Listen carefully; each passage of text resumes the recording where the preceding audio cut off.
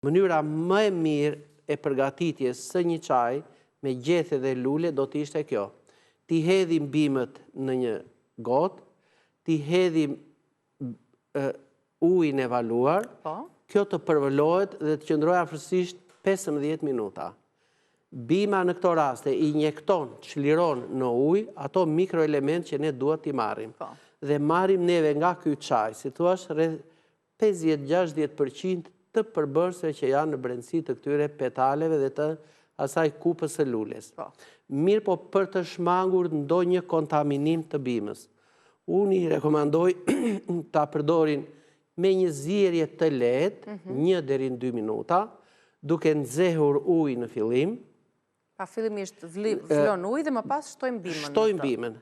E lëm afërsisht që kjo të vloj 1 deri në 2 minuta. Si të thuash, më shumë kjo bën një pasterizim. 2 minuta në temperaturë 96 gradë kanë ngordhur mikrobe, bakterie, çfarë mund të ketë kjo. Lëm të ftohet bima 10-15 minuta dhe ndërkohë gjithë përbërësit më të lehtë dhe glikozidet që ka kjo bimë, po edhe të tjerat, kanë kaluar tek çaji.